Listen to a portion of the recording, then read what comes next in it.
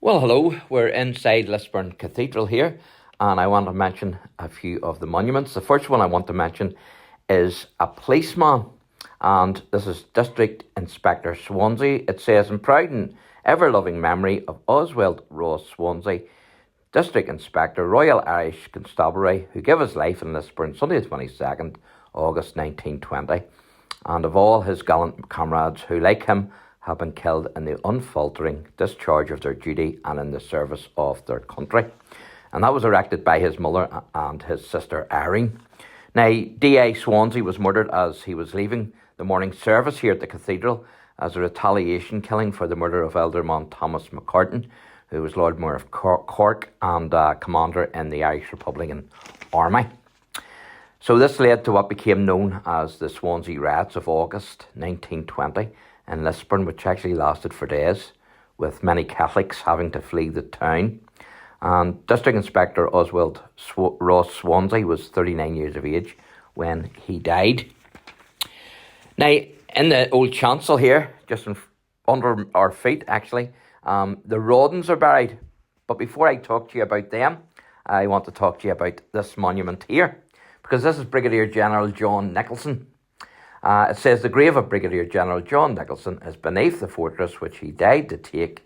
This monument is erected by his mother to keep alive his memory and example among his countrymen.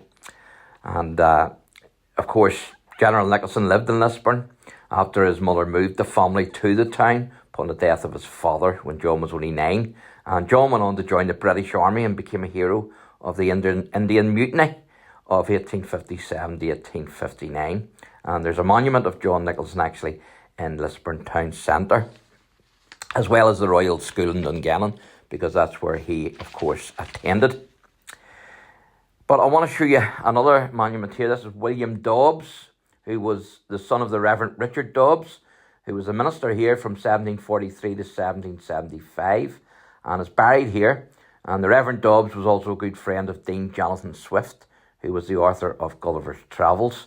But William himself was actually born in Lisburn on the 22nd of September 1746, and he died of his wounds on board the British ship the Drake on the 26th of April 1778 and was buried at sea. He had been severely wounded on the evening of the 24th of April 1778 during a sea battle between HMS Drake and the American Continental warship the Ranger that was captained by John Paul Jones at Carrickfergus during the American War for Independence. But as I say, the Rawdons are actually buried here. This is the old chancel, what you're looking at there. So they're actually buried there.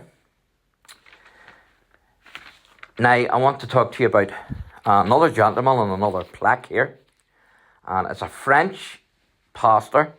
I'll try and pronounce this, Summares du Bardu, but forgive me because it's a French name. But he was a pastor of a Huguenot church, this man, and that was in Lisburn. And he was vicar of Glenavy, and in 1768 he was appointed curate in perpetuity of Lambeg Parish Church. And so he was born in 1717 and he died in 1812, and he's buried in Lambeg. So getting back to the Rawdons, Major George Rawdon was born in November 1604. He was the only son of Francis Rawdon of Rawdon Hall near Leeds in England. And when in Ireland, Rawdon lived in one of Lord Conway's houses at Brookhill near Lisburn, but he generally lived in his London home. Now, Rawdon commanded a company of soldiers at Brookhill in 1635, and he sat in the Irish Parliament in 1639 as a member of Belfast.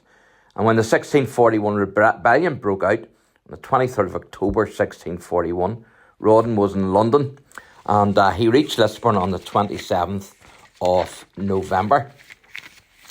So he was created a major. Now, Sir Phelim O'Neill attacked Lisburn but was beaten off twice, and Rawdon had been wounded and actually had a horse shot from under him. And in 1642, George served under George Monk in the neighbourhood of Armagh, and again had a horse shot from under him in a skirmish with Sir Phelim O'Neill. Rawdon retired from military service soon after the death of Charles I in 1649. In May 16 1865, George was actually created a baronet.